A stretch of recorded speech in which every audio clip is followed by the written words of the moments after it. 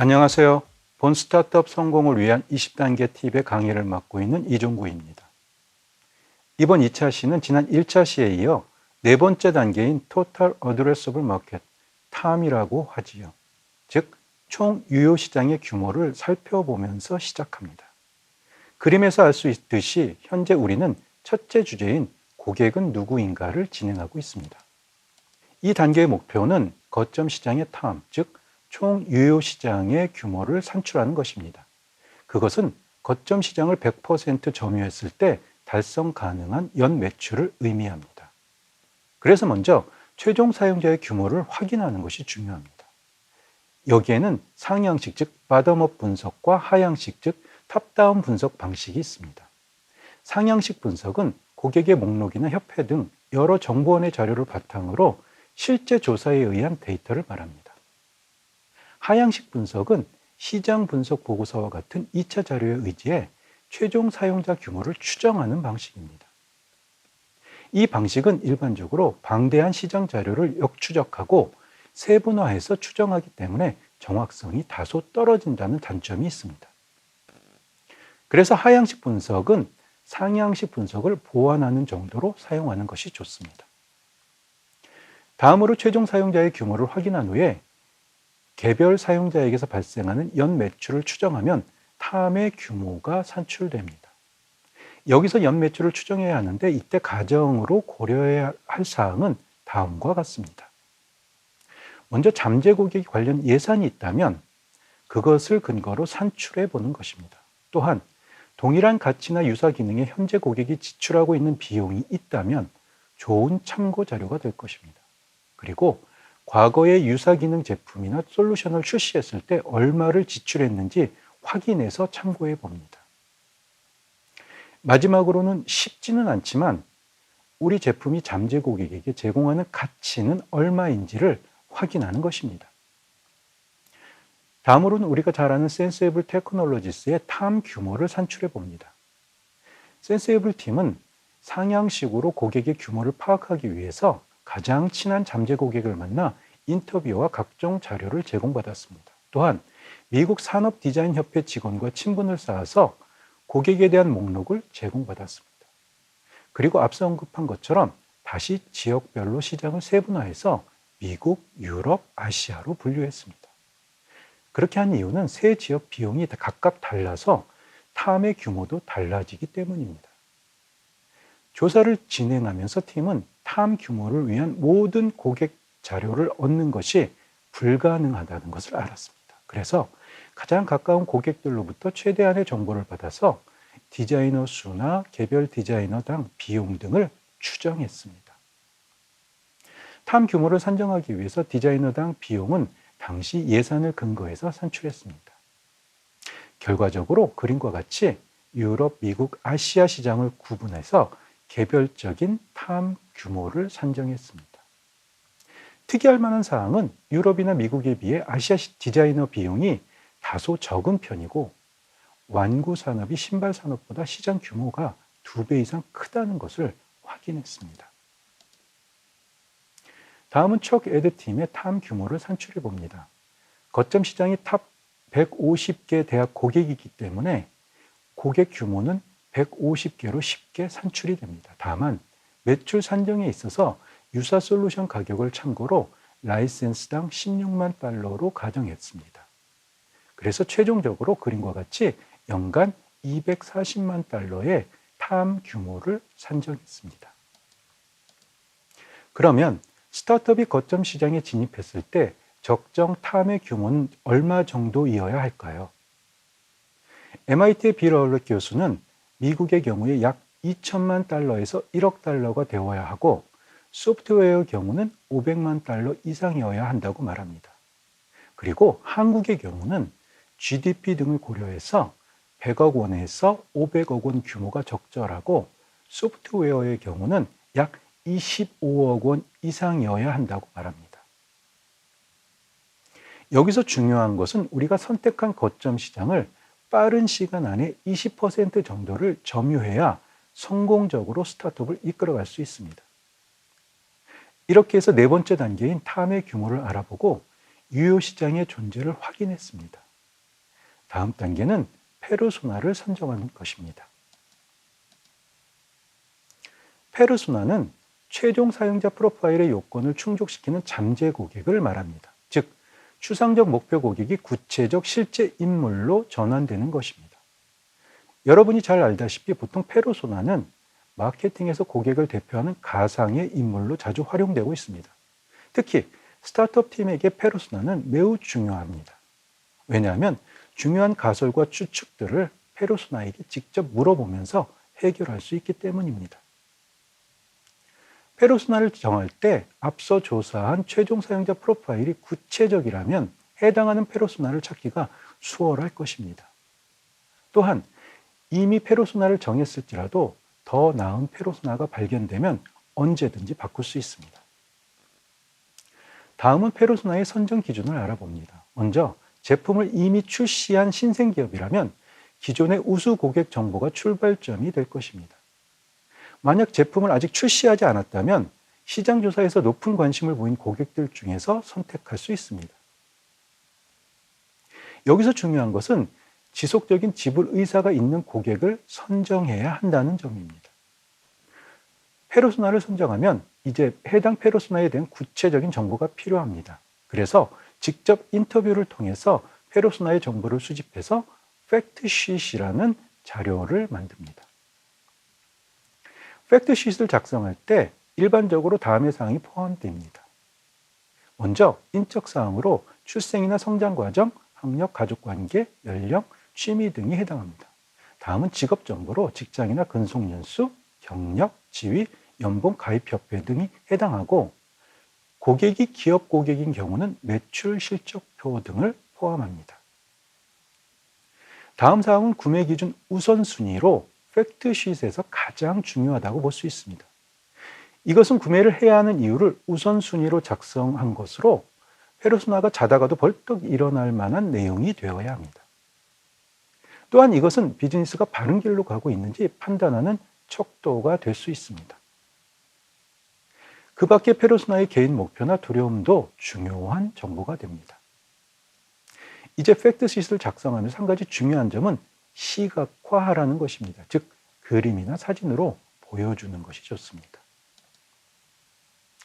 이렇게 선택한 페르소나는 앞으로 스타트업 팀에서 일어날 모든 의사결정의 기준이 됩니다. 그리고 비교적 규모가 큰 기업인 구글이나 이베이는 사업 분야별로 페르소나가 있다고 합니다. 즉, 다수의 페르소나가 존재합니다. 하지만 스타트업은 가능한 하나의 페르소나에 집중하는 것이 시간과 자원의 활용 측면에서 좋을 것입니다.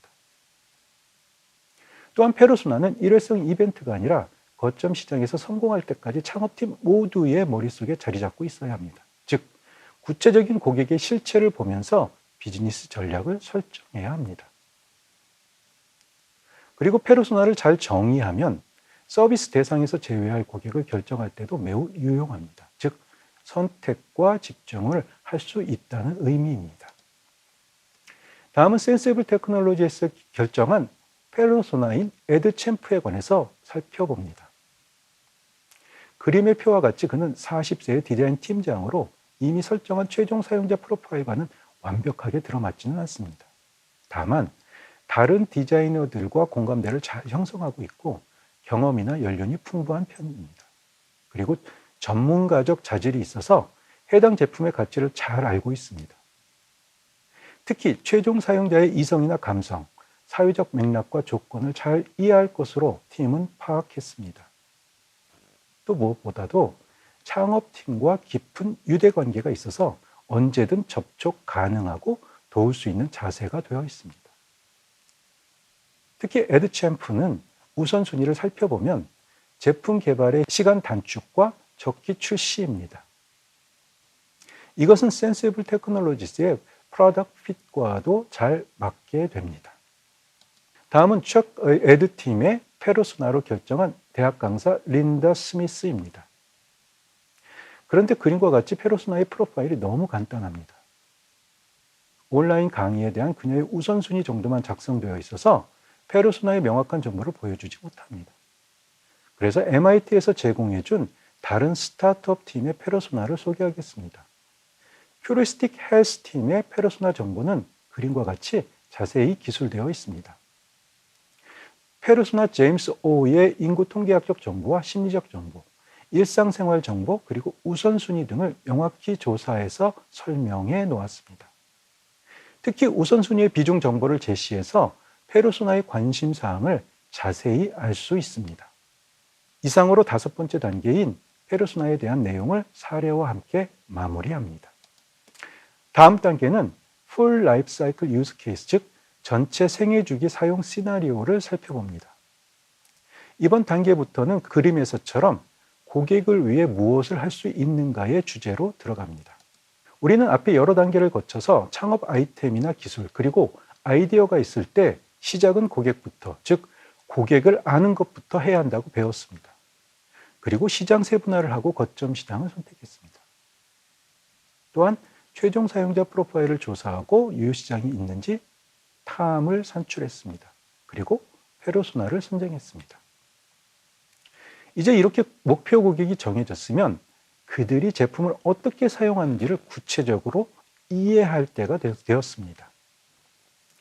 그것은 고객의 전체 생애 주기를 기반으로 사용 시나리오를 설계하는 것이고, 이것이 바로 이번 단계의 목표입니다.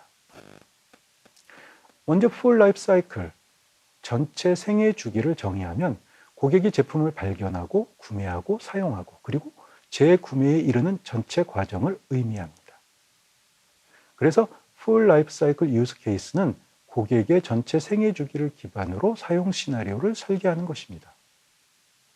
이 단계를 통해서 프로덕트 핏이 페르소나의 밸류 체인을 충족하는지 확인할 수 있습니다. 즉, 목표 고객이 우리의 제품이나 서비스를 구매하고 사용하는 전 과정에서 가치를 확인하는 프로세스입니다.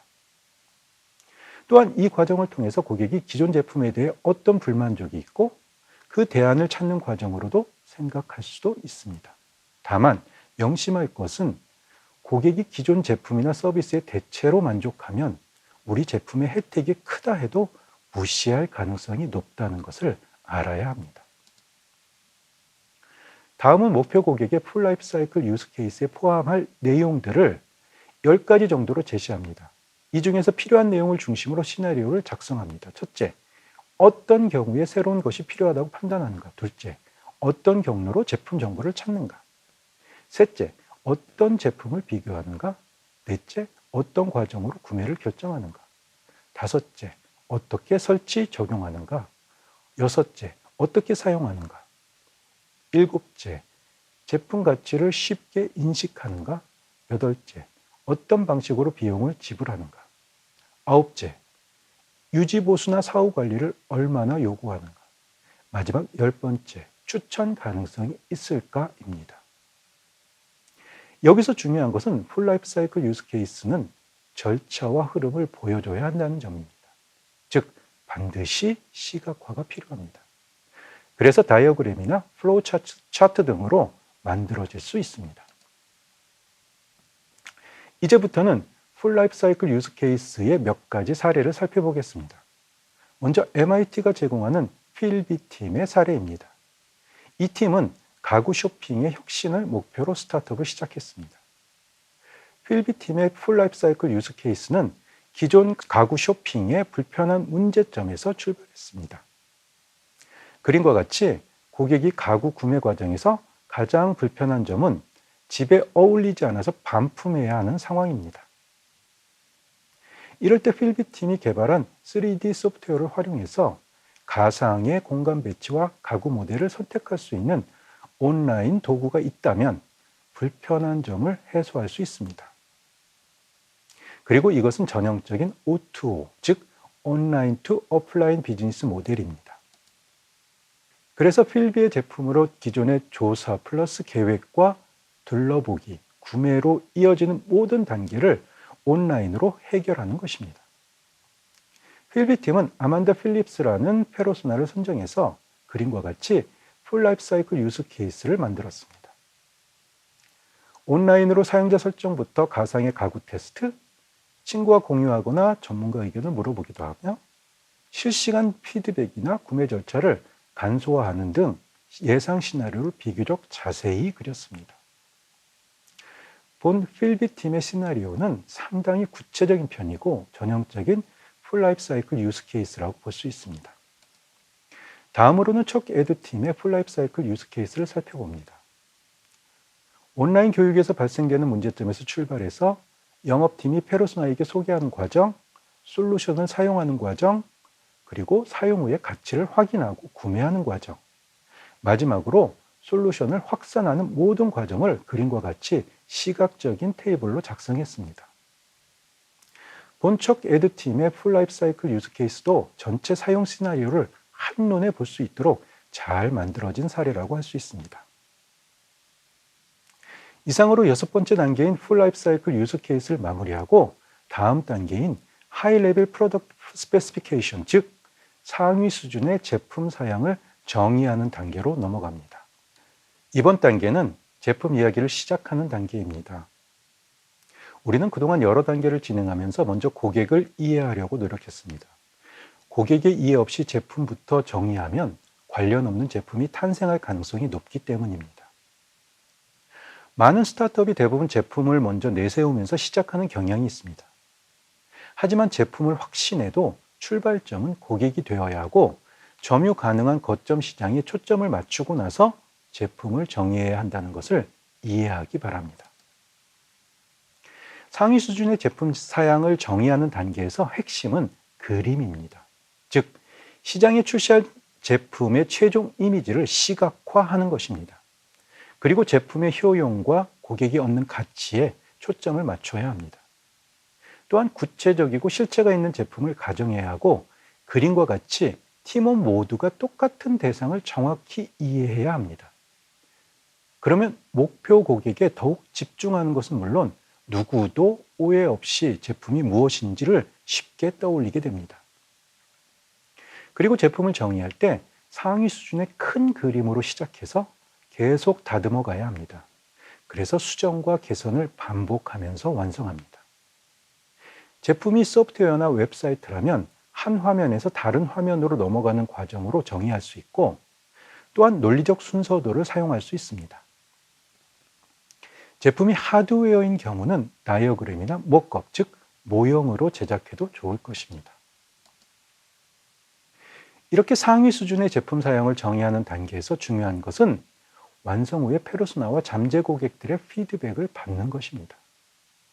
그래서 제품의 강점과 약점을 파악해서 반복적으로 개선해 나가야 합니다. 또한 지난 단계에서 작성한 풀 라이프 사이클 유스 케이스를 바탕으로 제품의 브로셔를 제작해 보는 것도 매우 좋은 방법입니다. 하지만 이 단계에서 실제로 제작하는 것은 금물입니다. 그것은 팀의 에너지만 낭비하는 것이죠. 이제 관련하여 몇 가지 사례를 살펴봅니다. 먼저 라이프타임 서플라이 팀의 사례입니다. 이 팀은 제품 사용을 보여주는 브로셔를 제작했습니다. 팀은 고객이 원하는 일상 제품들, 즉 양말이나 면도날, 비누 등과 같은 익숙한 제품들을 평생 저렴하게 제공하는 비즈니스를 계획했습니다. 사실상 많은 사람들이 이런 일상 제품을 사기 위해 쇼핑하는 것을 귀찮아합니다. 그래서 팀은 시장 조사를 통해서 매년 갱신하는 회원제 서비스로 비즈니스 기회를 포착했습니다. 합리적 가격과 물류 시스템을 잘 갖추면 사업 성공의 가능성이 높다고 판단했습니다. 또한 시장 조사를 진행하면서 휴대폰을 이용한 접근성과 편의성, 예를 들어 원클릭 지불과 같은 기능이 핵심 성공 요인임을 확인했습니다. 그리고 잠재 고객의 인터뷰를 토대로 대학생 학부모를 거점 시장으로 선정했습니다. 라이프타임 서플라이 팀은 다음과 같이 브로셔의 표지와 속지를 만들었고 고객의 편의성과 혜택, 일상 제품의 내용과 가격을 명시했습니다. 무엇보다도 브로셔의 사용 절차나 방법을 자세히 보여주는 것보다 서비스 범위나 고객이 얻는 혜택에 관한 설명이 유용하다는 것을 피드백을 통해서 발견했습니다. 물론 이러한 브로셔나 쇼핑 사이트는 요즘에 흔히 볼 수 있는 것이지만 본 창업팀의 사례가 2000년대 초반인 초기 인터넷 시장이라는 점을 감안하면 어느 정도의 혁신성이 있다고 생각합니다. 결국 브로셔 덕분에 창업팀은 최적의 상품 구성에 도달하게 되었습니다. 다음은 척에드 팀이 제품 사양을 정의한 사례입니다. 이 팀은 그림과 같이 페르소나의 우선순위에 적합한 제품 사양을 만들었습니다. 먼저 학생들과 교사 간의 협력과 소통에 필요한 여러 가지 기능을 정의했고, 학생들의 형평성을 모니터링할 수 있는 기능을 제시했습니다. 이상으로 상위 수준의 제품 사양을 정의하는 단계를 마무리하고 다음 단계인 value proposition, 즉 가치 제안으로 넘어갑니다. 이번 단계는 제품이 고객에게 제공한 가치를 정의하고 정량화하는 단계입니다. 즉, 우리 제품을 통해서 페르소나가 얻는 혜택을 객관적 수치로 표현하는 것입니다. 이 단계에서 목표는 고객의 욕구를 기준으로 제품 혜택의 크기를 측정하는 것이고, 그것을 간결하면서도 명확하게 기술하는 것입니다. 하지만 이 단계가 차별화 단계는 아닙니다. 이 단계에서 중요한 것은 페르소나의 구매 기준 최우선 순위에 초점을 맞추는 것입니다. 예를 들어 페르소나는 적기에 출시하는 것을 가장 중요하게 생각하는데, 이 제품으로 월 얼마를 아낄 수 있습니다로 제안하면 실패하게 됩니다. 가장 간단 명료하게 밸류 프로포지션을 제안할 수 있는 방법 중 하나가 바로 as is to be 분석입니다. 이것은 현재의 상황에서 고객이 제품을 채택했을 때 바뀌는 미래를 비교하는 가치 제안을 의미합니다. 그래서 표나 그림을 사용해서 숫자의 차이를 분명하게 하는 것이 중요하고, 간결하게 한 장으로 만들어 보여주는 것이 좋습니다. 여기서 중요한 것은 반드시 고객이 쓰는 용어를 사용해야 고객이 쉽게 이해할 수 있습니다. 그리고 투비 그림은 달성 가능한 목표치로 제시해야 합니다. 즉, 고객과의 신뢰를 지키는 것이 중요하기 때문에 필요하다면 그 근거를 제시하는 것도 바람직합니다. 절대로 고객의 혜택을 과장하지 말아야 합니다. 다음은 센시블 테크놀로지스의 밸류 프로포지션 사례를 살펴봅니다. 센시블 페르소나의 구매 기준 최우선 순위는 제품 개발의 시간 단축과 적기 출시입니다. 먼저 현재 상황을 파악하기 위해서 기존의 소프트웨어로 신제품 장난감을 출시하는 데 걸리는 기간을 산정했습니다. 그리고 나서 여러 고객의 검토를 통해서 확인했습니다. 다음으로 신발 회사의 신제품 출시 과정과 기간을 검토한 후 장난감과의 유사성을 확인했습니다. 그리고 그림과 같이 고객이 쓰는 용어로 as is를 정리했습니다. 다음으로는 스텝 6에서 정의한 풀 라이프 사이클 유스 케이스를 참고해서 단계별로 제한 제품을 사용했을 때 걸리는 시간을 산정하면 투비 그림이 완성됩니다. 그래서 기존에 16주 걸리던 신제품 출시가 8주로 줄여질 수 있다는 확신을 가질 수 있습니다. 제작 기간을 50% 단축할 수 있다는 중요한 가치를 도출한 것입니다. 그리고 이 가치의 크기는 고객이 더 잘 알 것입니다. 다음 사례는 인터치 팀의 밸류 프로포지션입니다. 이 팀은 태아의 심장 박동이나 호흡, 체온 등 바이탈 사인을 감지하는 센서를 통해서 산모나 태아와 친밀한 유대 관계를 가질 수 있는 서비스를 고안했습니다. 팀이 독자 개발한 알고리즘으로 바이탈 사인을 분석해서 아기의 건강이나 움직임, 기분 등을 측정해서 알려주는 서비스입니다. 예를 들어 그림과 같이 책을 읽어주면 행복 사인이 표시되는 것입니다. 이것은 기존의 심장박동기나 직관에 의한 판단, 닥터 구글과 같이 명확하지 않은 측정과는 비교가 되는 서비스입니다. 여기서 페르소나의 구매 기준 최우선 순위는 태아의 건강 상태 확인과 유대감 형성입니다. 이 사례에서 준 한 가지 시사점은 밸류 프로포지션이 반드시 정량화될 필요는 없다는 것입니다. 다음 사례는 척 에드 팀의 밸류 프로포지션입니다.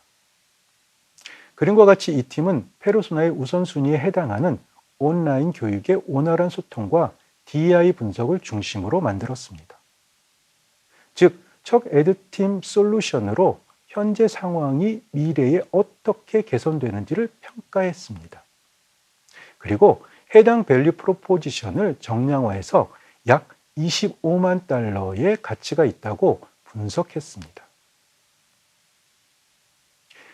이상으로 고객에게 중요한 가치 제안인 밸류 프로포지션을 살펴보면서 스타트업 성공을 위한 20단계 팁의 2차 시 강의를 마무리합니다.